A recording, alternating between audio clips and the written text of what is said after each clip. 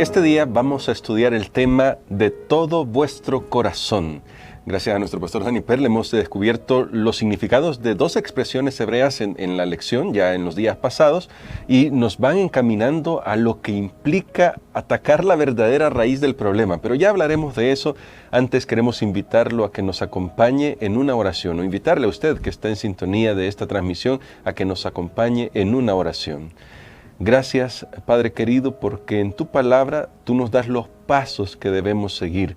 Ya nos has dicho antes que no son pasos difíciles de seguir. En realidad, tú haces todo por nosotros con tal que nosotros podamos tener una experiencia personal contigo. Ayúdanos a tener esa experiencia. Lo pedimos en el nombre de Jesús. Amén. Amén. Pastor Dani Perla, en lo que hemos estudiado antes, hay un tema que siempre llama la atención y es el tema de cuán importante era para Dios la nación de Israel. Ya lo estudiamos cuando estudiamos Deuteronomio capítulo 4 y Moisés pregunta, ¿qué nación hay tan grande como tú que tiene a su Dios? En este caso estamos directamente hablando de nuestro Dios, que está pendiente de todo lo que ustedes piden y de todas sus necesidades. Sin embargo, pese a tener a Dios tan cerca, vemos la historia de Israel, una historia de rebelión, una historia de desobediencia, una historia de alejarse de Dios. Por eso Dios dice, vuélvanse. Pero entonces, pastor, ¿dónde está el problema? ¿Dónde está el verdadero problema que Dios quiere atacar de raíz para poder hacer que sus hijos puedan realmente volverse a Él? En primer lugar, creo que aquí, tal como usted lo ha presentado, tenemos la dinámica del pecado. Y podemos definir en un sentido el pecado como ingratitud contra Dios. Wow, sí. Porque Dios está haciendo todo por ellos y sin embargo ellos no están respondiendo con corazones verdaderamente agradecidos. Así que por esa razón el pecado no tiene justificación. El pecado, y aquí quiero hacer una explicación un poco más amplia de esto, por eso es que el pecado es irracional, no tiene razón de ser. No tiene sentido. Y veámoslo, por ejemplo, Adán y Eva. Cuando Eva tomó del fruto, ella tenía de todos los árboles. Sí. ¿Por qué ella iba a agarrar de uno que Dios le había dicho que no, cuando tenía de todos? Tal vez hubiera sido más difícil para ella decidir si Dios le hubiera dicho, mira, solo tienes acceso a uno y a 99 no. Wow. Entonces ella hubiera dicho, pues que estoy muy restringida. Correcto. Pero fue al revés. Ella tenía acceso a todos y solo uno, y que en aquel tiempo habían más variedades, solo uno. Ella no tenía o no debería haber comido de ese fruto. Pero así es el pecado. Yo pienso que también cuando Adán y Eva pecaron y al final Dios pudo haberle dicho a ellos, pero mira Adán, yo te di el oro de Ávila, te di el río Éufrates, te di todo, Adán, ¿por qué lo hiciste? Pero ahí está el pecado. El pecado lastimosamente nos hace cometer errores irracionales y lo podemos ver, por ejemplo, que alguien un día recoja a una persona de la calle, se lo lleva para la casa, lo alimenta y de repente esta persona viene y le roba las cosas. Sí. A alguien que le estaba favoreciendo. Bueno, esa es la naturaleza pecaminosa. Ese es el problema que tenemos. ¿Y dónde radica el problema? Hay una sola palabra, está en nuestro corazón, está en nuestra mente, está en nuestro ADN. Es lo que el pecado hace, que nosotros reaccionemos de una manera que no es justa, que no es racional. Amén. Bueno, sí, ese es el gran problema, que nosotros no reaccionamos como deberíamos reaccionar. Entonces, ¿qué le promete Dios a Israel ahí? Porque me gusta Deuteronomio 30, como ya dijimos, ya lo hemos destacado. Usted, de hecho, lo destacaba en la semana pasada. Dios dice, yo voy a circuncidar vuestro corazón, le voy a cambiar el corazón. ¿Cuán maravillosa es esta promesa, considerando que la está diciendo en el contexto del Antiguo Testamento y de lo que muchos creen era el momento en que la gente se salvaba por obras? Ya estudiamos que eso no es así. Está clarísimo en la Biblia, pero es bueno que ahora aprovechemos para recordar esto, pastor. Así es, yo creo que Dios siempre pidió todo y de hecho ese era el mandamiento, amarás a Dios con todo, toda tu mente, todo tu corazón. No hay componendas, no hay terreno neutral, no debe hacerse a medias. Dios pide que nosotros lo amemos de todo nuestro corazón porque ahí es donde va a ser posible andar en su camino, andar en su ley. Y Dios quería hacer esa operación en ellos, pero no podía hacerlo a menos que ellos decidieran entregar totalmente su vida a Él. Porque una entrega a medias finalmente no funciona, tal vez de apariencia como una relación. Si alguien no se ha entregado completamente, pueden estar algún tiempo, pero cuando vengan los problemas, las crisis, las dificultades, ahí se va a probar que realmente la entrega a medias no funcionaba, sino que tenía que haber una entrega completa que no mida las consecuencias, que esté dispuesto a todo. Por eso Dios le pedía siempre al pueblo de Israel que lo siguieran, que lo amaran, pero de todo corazón, no de apariencia. Y ahora, pastor, eso me llama la atención por una cuestión. Elena de White, escribiendo en el contexto de lo que le sucedió, recuerden, Dios conoce el fin desde el principio, eso ya lo estudiamos en días pasados. Hablando de lo que le pasó al pueblo de Israel, al final ellos parece que se arrepintieron, pero la declaración que aparece en Patriarcas y Profetas es bastante sorprendente. Dice, el pueblo se lamentaba porque sus pecados le habían traído sufrimiento, pero no por haber deshonrado a Dios y transgredido su santa ley.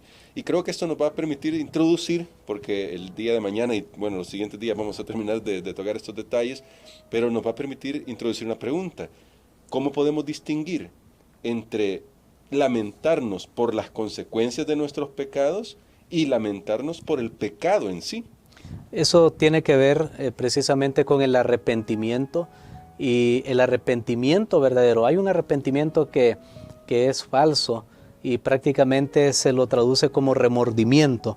Cuando una persona solamente se queja, se lamenta, le duele, pero le duele porque fue descubierto, le duele por las consecuencias, pero no le duele por el acto mismo.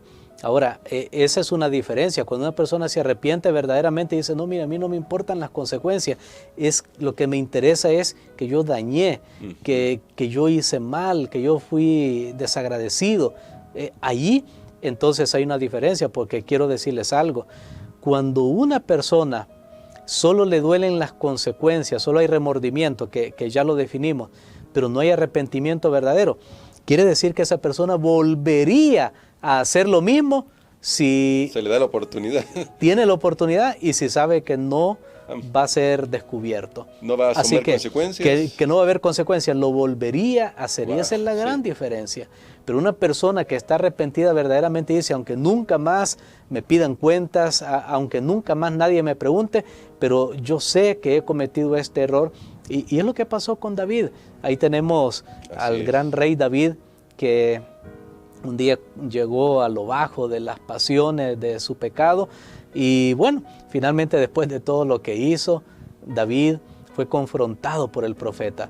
Todavía necesitó un impulso para poder confesar, porque el pecado nosotros lo cubrimos, lo escondemos hasta que nos descubren. Y David necesitó un impulso que Dios lo envió por el profeta. Entonces nosotros decimos, pero quiere decir que David no hubiera confesado si no llega el profeta Natán. Probablemente no. Es cierto. Pero entonces aquí entramos a un tema, y es que el arrepentimiento es un don de Dios, porque Dios lo impulsó. Ahí muestra que si Dios nos dejara a nuestra propia elección, nosotros no daríamos ese paso. Así que esto es bien importante. De hecho, hay un texto que se menciona y me gustaría que lo leyéramos. Tal vez lo podíamos dejar para otro día, pero lo tenemos en esta misma lección hoy, Hechos capítulo 5 y el versículo 31, para mostrarnos que el arrepentimiento es algo que sucede, que Dios lo impulsa en nuestra vida. Ni siquiera soy yo que lo tengo que sacar, porque yo como ser humano jamás me arrepentiría. Si ahí tenemos el caso de Judas, de Saúl y de otros.